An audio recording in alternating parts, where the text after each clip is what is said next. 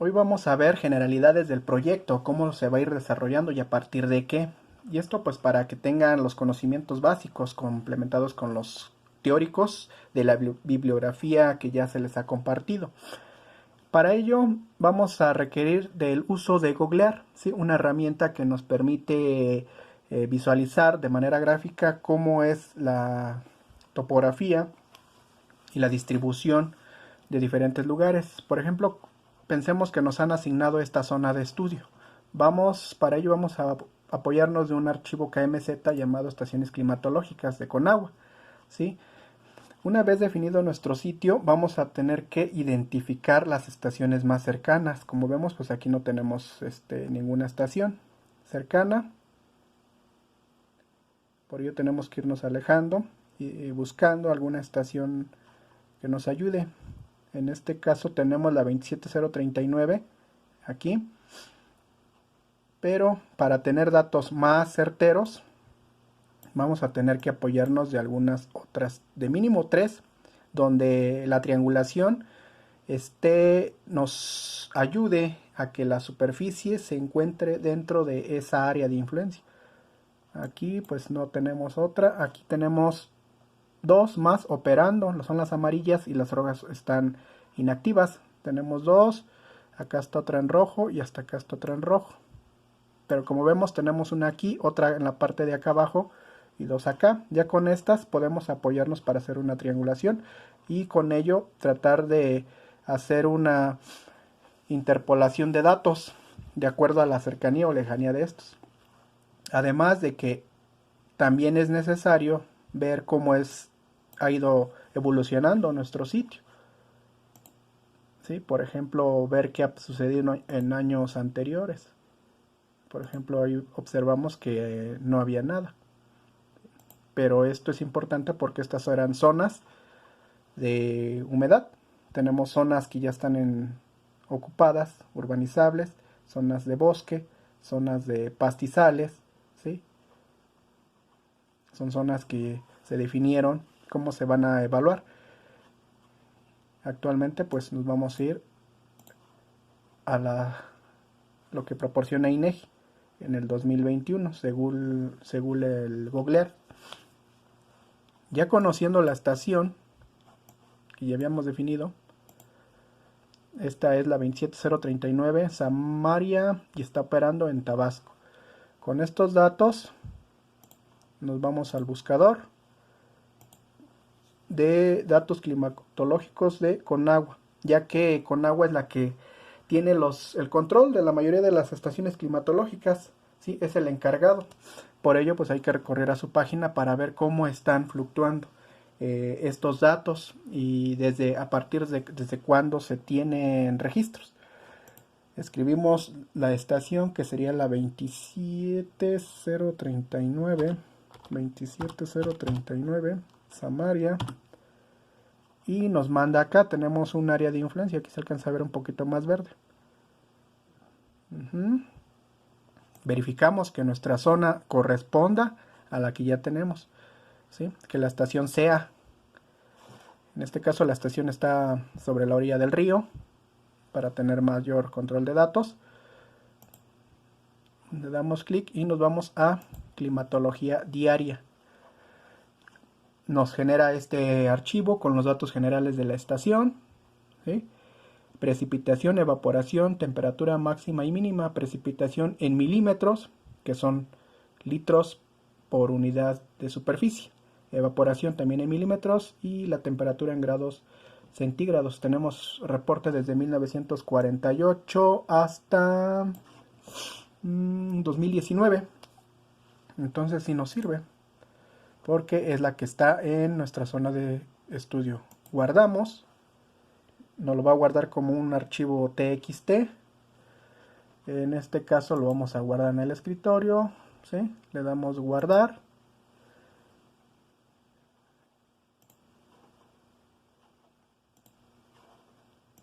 Minimizamos esto. Abrimos. Copiamos. Nos vamos a Word. Y en Word lo vamos a pegar. Estos datos van a ser pegados en un formato que nos permita trabajar más rápidamente.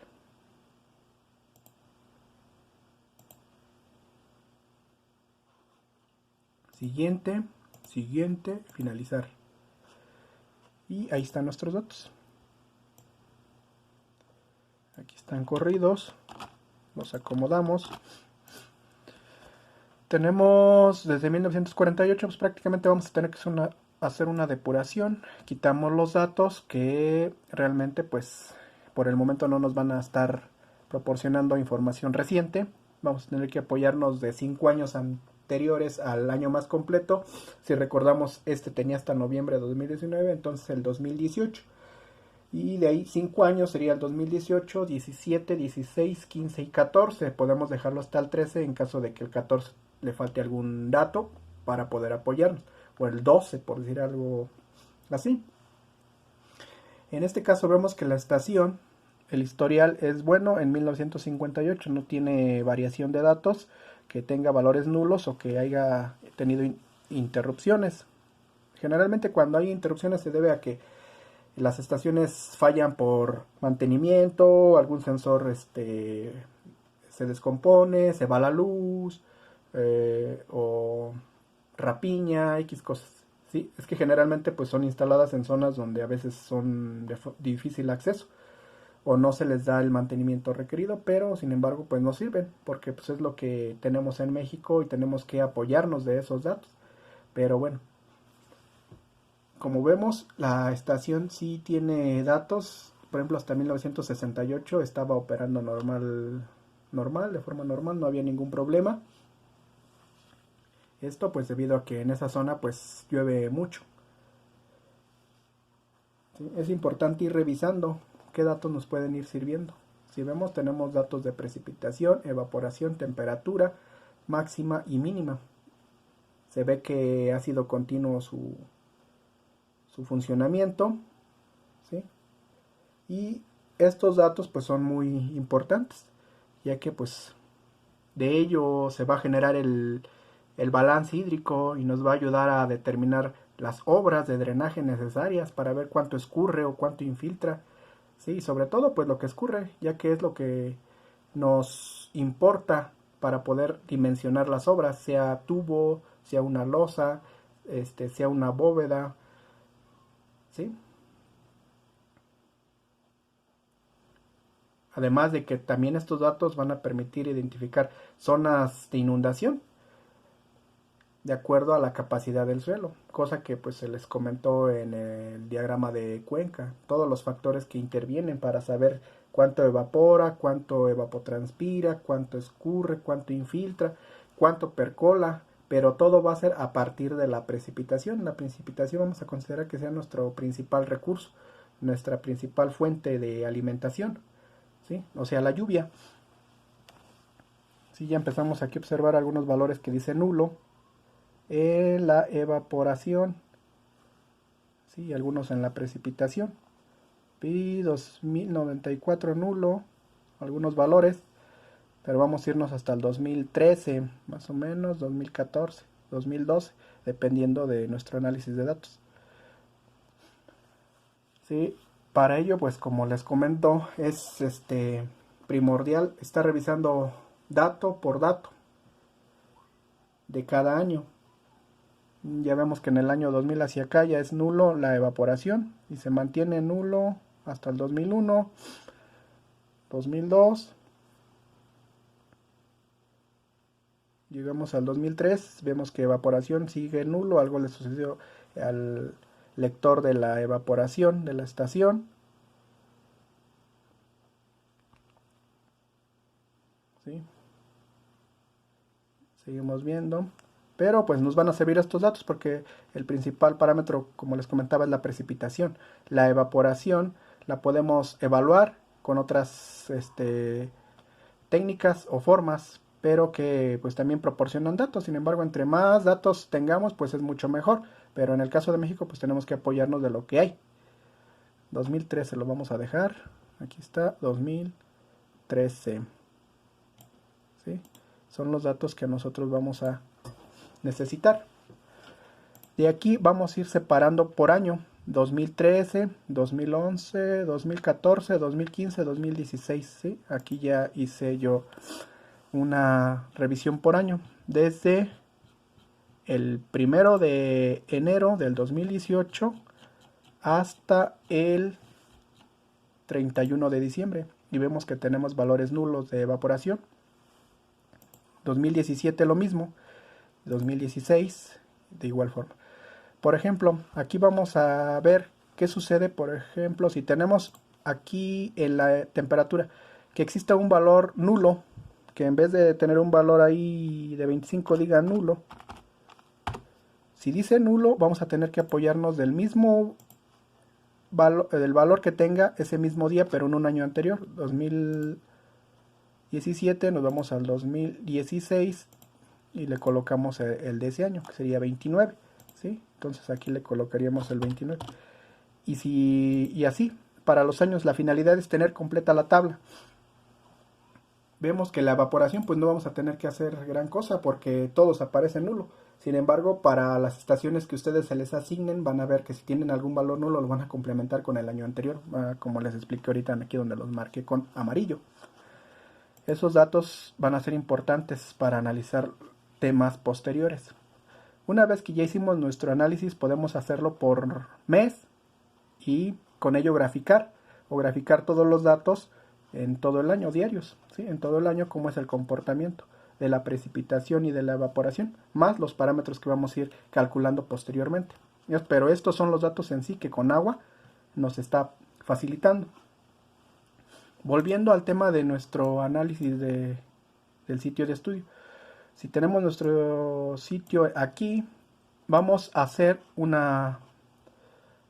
polígono, ¿sí? Para ello, lo vamos a hacer un poquito más grande de lo del sitio. Pol aux, por decir así. Esa manera de ejemplo, algo didáctico, ¿sí?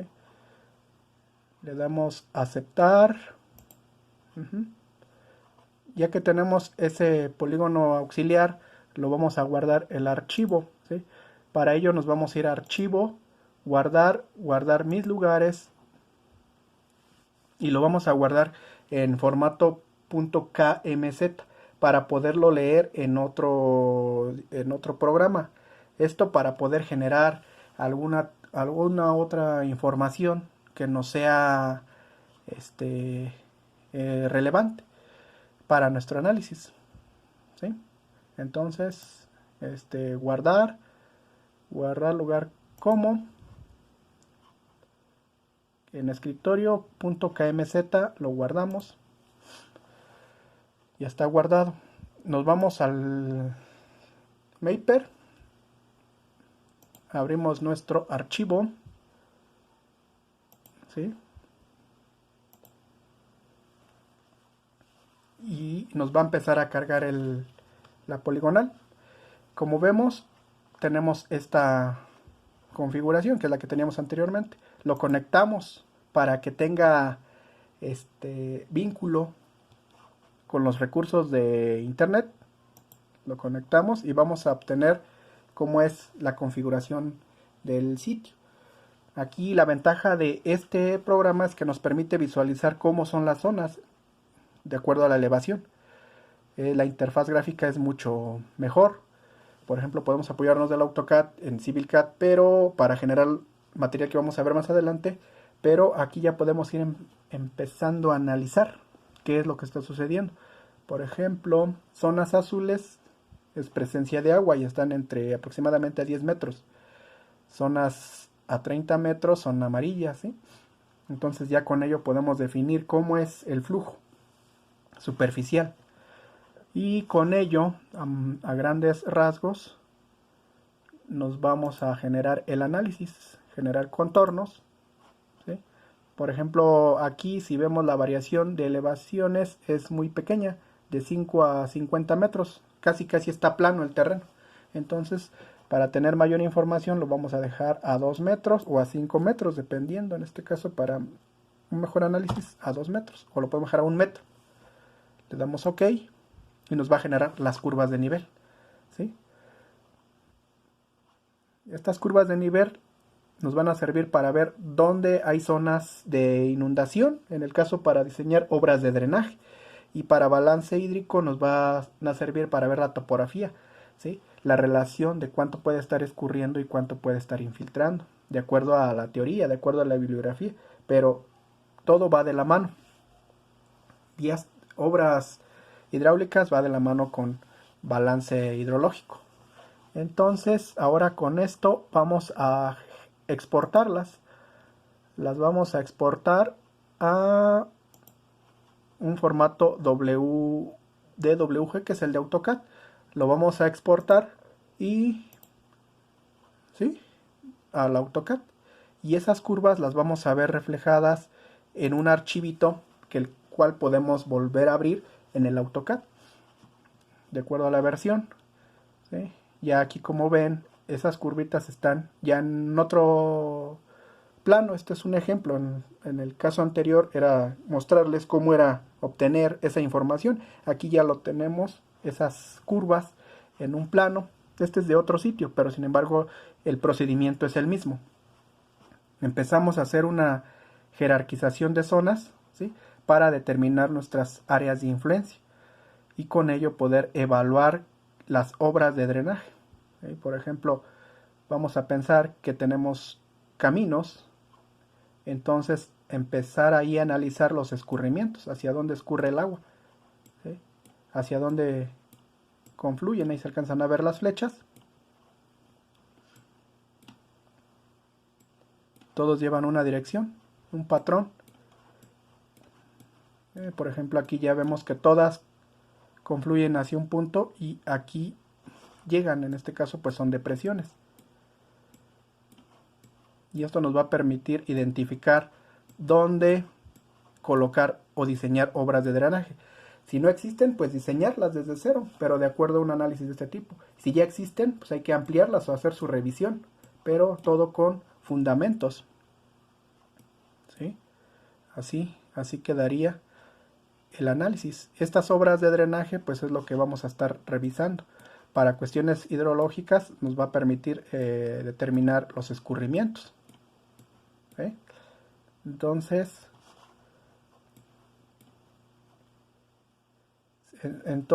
hasta ahí espero pues tengan el conocimiento, la guía para poderlo ir aplicando. Y si hay dudas o comentarios, pues pueden irme los comentando sin ningún problema, los vamos resolviendo. La información poco a poco se va a ir plasmando en su proyecto. La finalidad es de que todo se aplique a casos reales, a casos que ustedes puedan entender, aplicar, evaluar y verificar, ¿sí? No solamente estar tras la computadora, sino también poderlo ir desarrollando. En este caso es muy importante que ustedes conozcan este funcionamiento.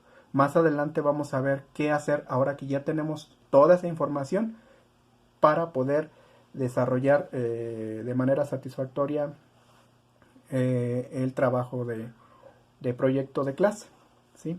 Si hay dudas o comentarios, pues ya saben, tenemos el grupo y de igual forma, pues si tienen dudas o comentarios sobre el avance, sin ningún problema los estaremos resolviendo.